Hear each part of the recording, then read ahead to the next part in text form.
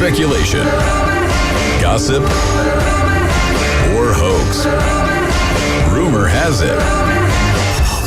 I think it wasn't a surprise when we found out that there are rumors that Mario Kart 9 is in development right now at Nintendo, because it is one of those big titles from Nintendo that, you expect to release every once in a while, and it's been a while since the last Mario Kart game. But the thing that everybody's speculating and trying to understand is the concept that there is going to be a twist in this version. So this discussion on the internet was brought up by a game industry consultant who, by the name Dr. Sirkin Toto, who basically said that, Mario Kart 9 is obviously in the works and will include, in quotations, a new twist. And this is what sort of has gotten a lot of people talking. For a while now, Mario Kart, every installment in the series, has almost been the same game with added mechanics like anti-gravity or double dash, or I think there's also the ability to fly sometimes across the map and stuff like that. So now everyone's saying, okay, what are some new mechanics that we can add to this franchise? Because again, this is going to be the 9th installment. Mm-hmm. You don't want to bring in a new game like this without adding something new to really refresh the franchise and get people back to playing Mario Kart again. Honestly, I disagree with their last part when it said get back people to play Mario Kart again, because Mario Kart 8 is still one of the best-selling games. True. A couple of years into its release, because it's just that sort of game that, just like Mario, when it comes to Super Smash and when it comes to Mario Party, even like games like Just Dance, etc. Those games that are party games, and obviously there is also a competitive side to it, so it doesn't really lose track that much. It basically, let's say, satisfies two groups, which are the pros and the people who have been playing this kind of game for such a long time, and also it satisfies the whole community game, group game setting, family game setting. So I don't think it loses traction no matter how repetitive it is. However, I understand what you're saying, that they should refresh it up every once in a while. Now the guesses are, the most two prominent guesses is, one, it's going to have a Smash style kind of character reveal where they're going to start adding characters similar to how Super Smash usually does, which already is kind of part of Mario Kart, but not to the extent that Super Smash is, where it's kind of like a big deal. It has complete crossovers, yeah. Exactly. Like, it has a couple of them. You can play as a villager, you can play as Zelda, etc. But it's not as big as Super Smash. You don't see that many people incorporated or characters incorporated into the franchise, but that is an idea, especially at the scale of Super Smash. Or some other people are saying that it could be that it will borrow a load of mechanics from F1 Race Stars, where basically it's going to have the same damage system and, basically in a way trying to rev up the way people pit each other against each other, basically, to make it a lot more competitive, a lot more crazier. And I think that both ideas work, and I wouldn't be surprised if Nintendo takes it a completely different way and gives us a truly new surprise. One thing I always love to see, any arcade racing game that could pull it off.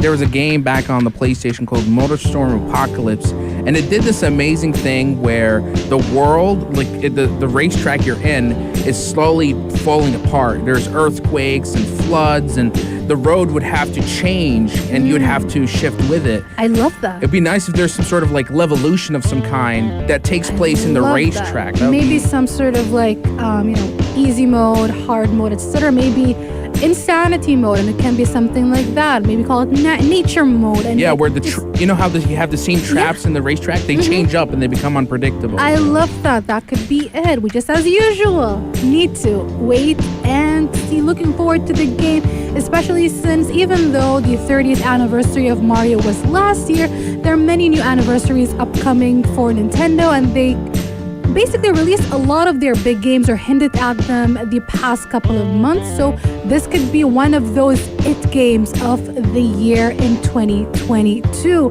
Text us 4215 Etisalat, or do tell us, what do you feel about this change up? Is it going to happen or is it not going to happen? Coming up next, let's talk about something that is not happening, which is the E3 2022 live showcase, the physical in-person event. However, what is happening with the digital showcase?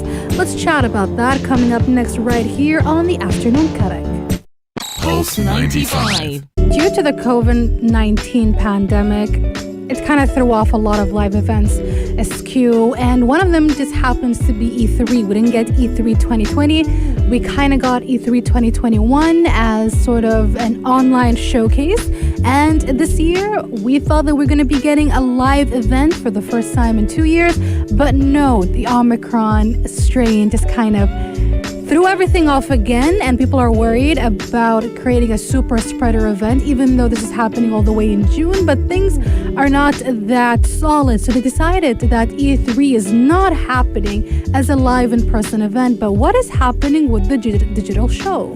Honestly, this is still, even from other industry sources, they have nothing to back up the fact that ESA, the organizers of E3, are confident about announcing anything. Apparently, it's quite silent.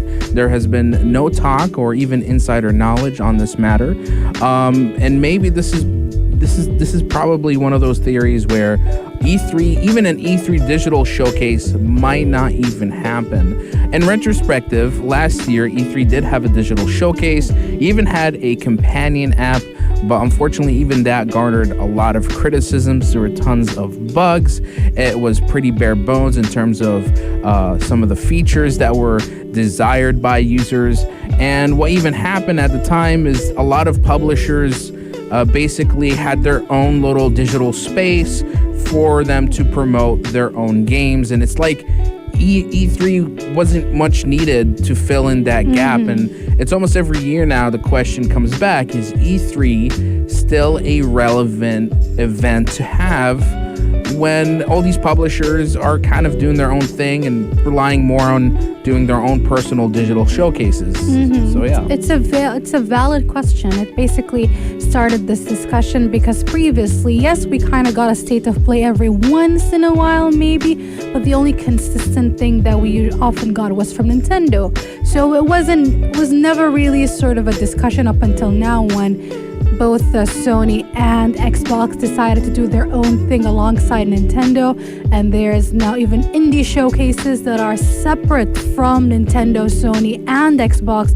I'm trying to remember its name. I forgot what's it called, the one we spoke about not too long ago, and they were showcasing all kinds of chill indie games as well. So Mikhail is absolutely correct. Do we really need E3 anymore? Even though it is an outlet or a way for people to actually sit down and try out games. But since that's not going to be happening for quite a while, especially with how COVID-19 is kind of going berserk across the entire world, and it hasn't really calmed down, and there are lots of restrictions on and off, especially flight restrictions.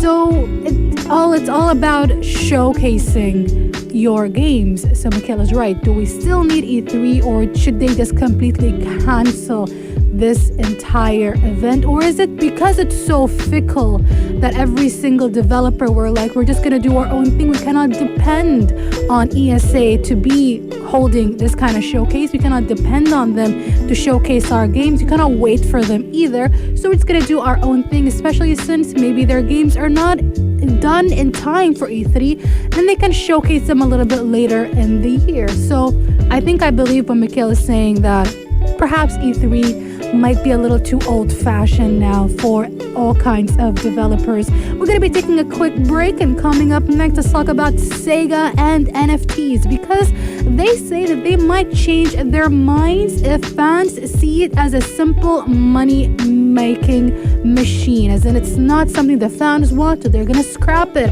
Are they on the right track? Should they be listening to the fans? Should they follow the trends? Coming up next right here on the Afternoon Karak. Pulse 95. NFTs have become such a common topic, whether it's around the world, or even on the afternoon Karak, a recurring topic. And especially as we see more and more people, even big companies and video game production companies and studios, taking on this interesting trend that I personally am very much against. And it's very interesting to see that how a lot of people are receiving this, especially Sega, because they said that they will consider dropping their plans to, well, drop NFTs if the fans believe that this shouldn't be the path they should be taking. So and now there's always a common terms of free to play and pay to win, but now with NFTs, the new term is coming to light, and that is play to earn, and that's where the NFTs come in. You're basically playing to earn a cosmetic that has monetary value, and these big game publishers are literally in the midst of basically deciding whether they need to implement it or not. And in a recent meeting with some of the high executives at Sega, who basically have been saying that there's been all these announcements from other publishers, and the way they see it is that if we are going to sell these NFT digital content, then how do they basically mitigate the negative elements of it, where people can exploit it and do all sorts of scams with it, and how much can we introduce this within Japanese regulation, because Sega is a Japanese-based company, and even to other countries as well. And then there's also how do we get the users to accept this new play to earn system, and it all came down to a conclusion saying that if it winds up just being this big money making scheme, over game design, then they'll have to pull the plug themselves. And I'm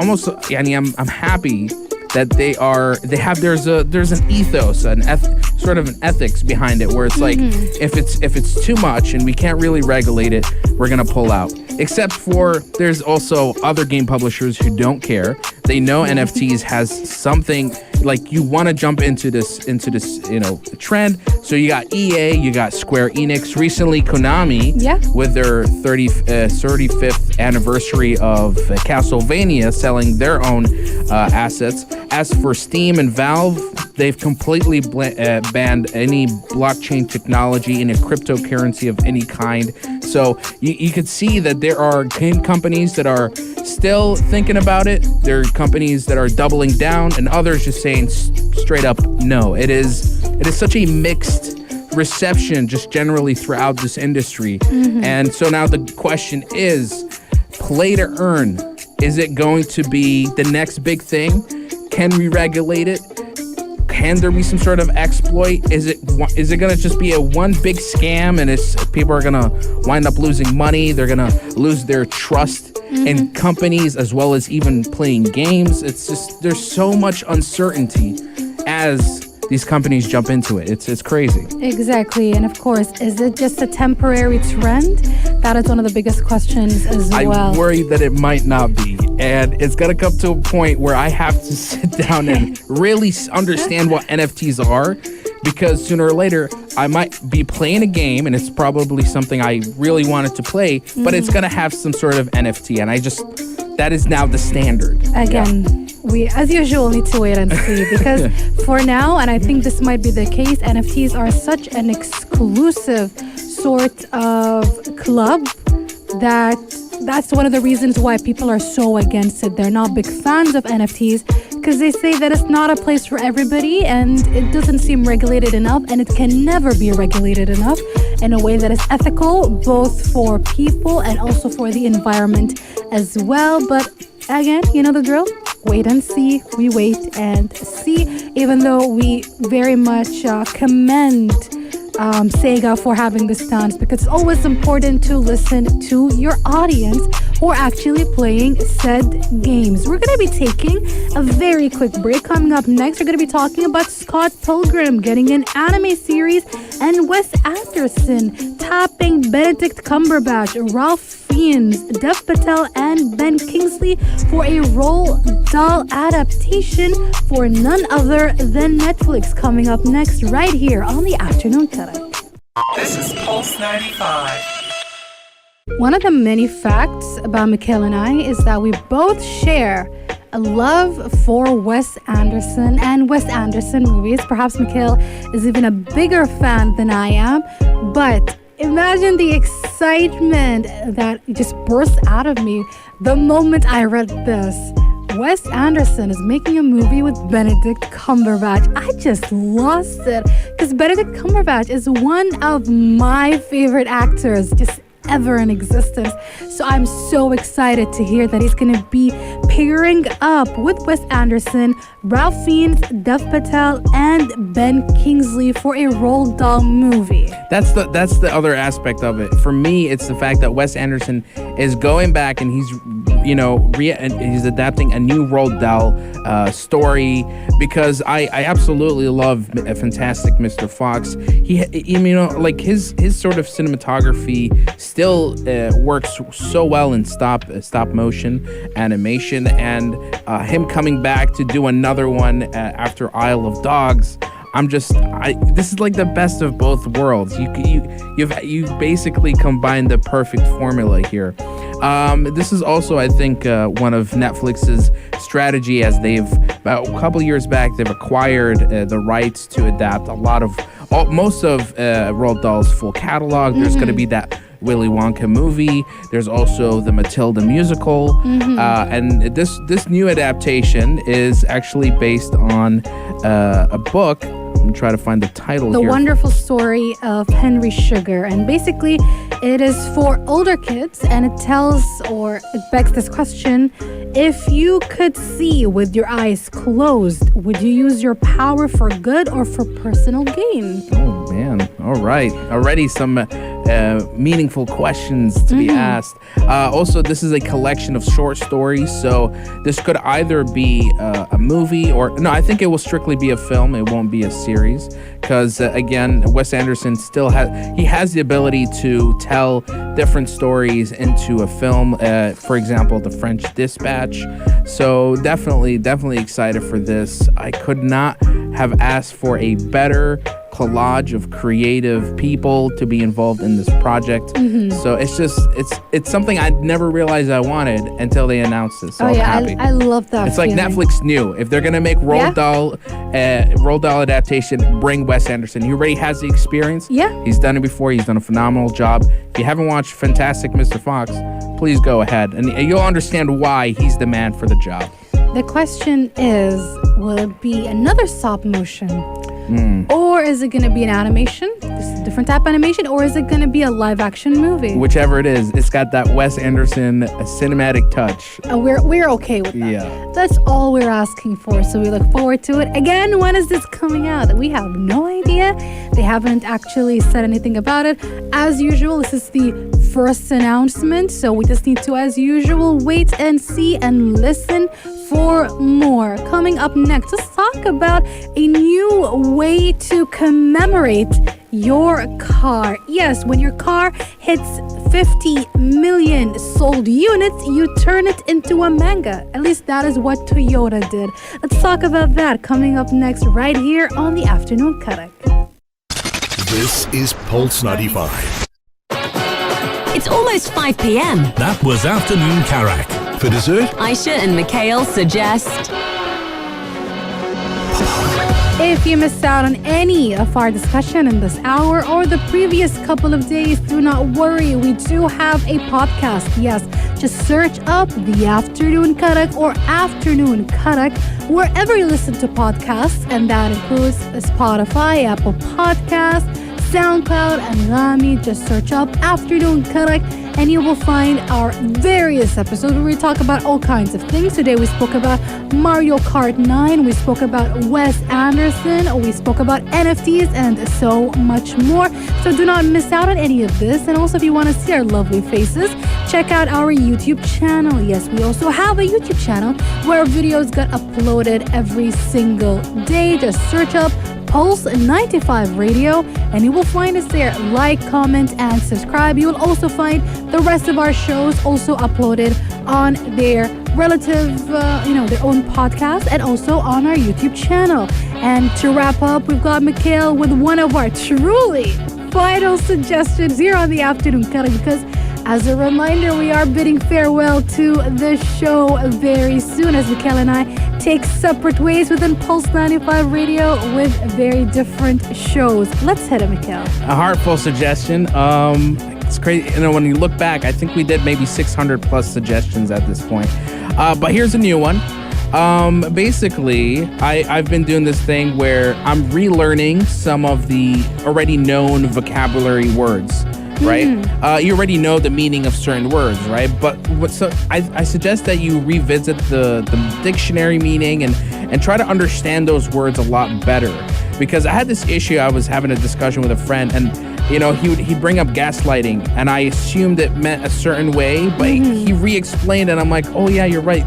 That's what it actually means. So I think it's a great sort of brain exercise to go back and relearn some known words that you've known for many years now, but maybe you don't understand its true meaning. Just relearn some vocab words. I think it's a lot more. It's going to be a little bit helpful for you. Oh, I love this. I love this suggestion very much. Wouldn't harm if you get a thesaurus. Listen, this word has been the bane of my existence since I knew the word existed. But check it out. I mean, this sounds very weird, but one of my favorite things to do when I was a kid was read through a thesaurus, and I'm not even kidding. It was just a lot of fun. But also remember, it's like Mikhail said, some words might be synonymous with each other, but they might be very contextual. So learning their various definitions and relearning them will not hurt. But we're going to be taking, another break because, we've got Yalla Home taking over, and it's not going to hurt you if you stick around and tune into Pulse 95. They're going to be taking over the airwaves here in Sharjah from 5 p.m. all the way till 8 p.m. with Anna Schofield and Big House, and we're going to be tomorrow, same time, same vibes, only here on Pulse 95. If you liked this episode of Afternoon Karak, drop a like and subscribe. Pulse 95. Be sure to follow us on Instagram for all our daily updates and top stories.